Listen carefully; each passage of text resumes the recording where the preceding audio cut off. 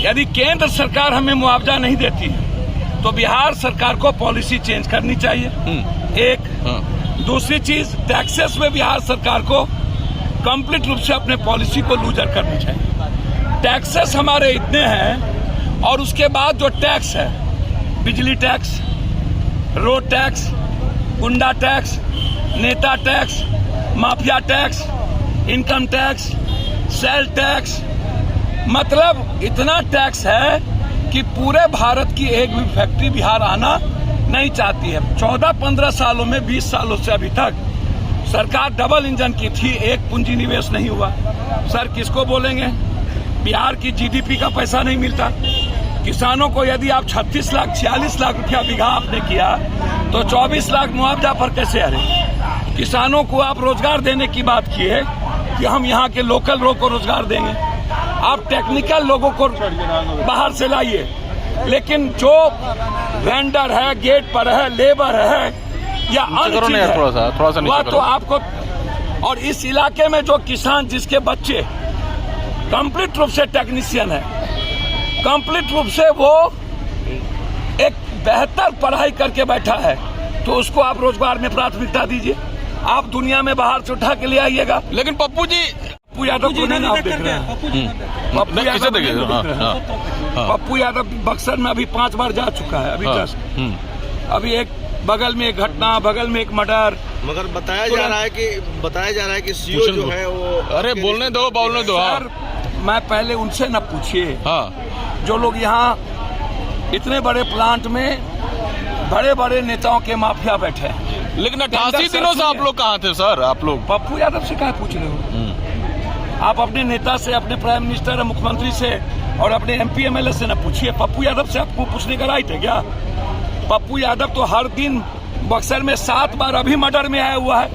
Sir किसान कह रहे हैं कि अभी दिनों से मैं वही बात कर रहा हूँ। बोलने दो यार।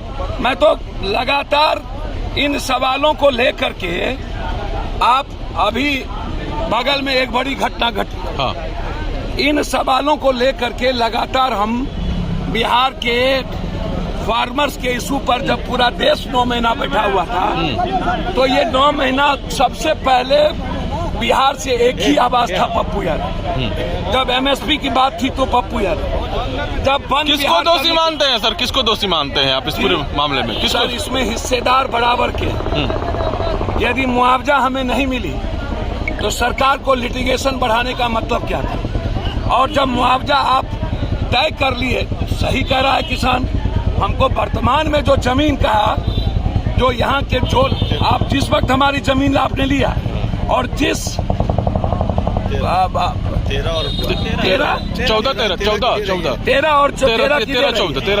13-14 वाला, तो आप 13-14 का नहीं दे करके, और आप ये बार बार आपसे पूछा जा रहा है, आप बार बार कह रहे हो कि केंद्र ने पैसा नहीं दिया। तो जो यहाँ के सीनियर पदाधिकारी हो बताएंगे ना कौन नहीं दिया, कौन दिया। आप चुप क्यों हैं? अच्छा, लगातार यहाँ के जो नेता है इसको एक्सप्लॉयटेशन का जगह बना लिया है। ये कंपनी ठेकेदारों का लूटने का, पैसा उजाही का, पैसा ले जाने का। हर परिवार में कोई भी यहाँ पर जग होगा, शादी ब्याह होगा, यहाँ से टैक्स ले लो, गुंडा टैक्स ले लो। धन्यवाद सर, भीड़ लगी हुई है। नेता टैक्स ले लो, जो टैक्स लेना हो ले लो। एक मिनट, मैं एक आलोचना नहीं करूंगा, मैं आपको क्लियर क्लियर बता दूं, जिस तरह का बर्बरतापूर्ण लाठी महिलाओं पर चली है, या CCTV कैमरा के बारे में उन्हें नहीं पता था। उस थाना प्रभारी ने जितने दिन यहाँ बिना पद के रहकर पैसा उगाही कर, पैसा ले करके, जिस तरीके से माफिया और प्लांट के जो ऑर्गेनाइजर हैं उसके साथ खड़े हो करके किसानों पर दमन किया है, उसकी नौकरी बर्खास्त हो। ठेकेदारी भी चल रही थी क्या? ठेकेदारी? भाई ठेकेदारी तो ठेकेदारी से बड़का यहाँ तो सवारा माफिया बैठल है, और सब नेता का रिश्तेदार और पदाधिकारी का रिश्तेदार माफिया ठेकेदारी कर रहा है। क्या कार्रवाई होनी चाहिए? सर बर्खास्त करनी चाहिए, FIR लॉन्च होनी चाहिए।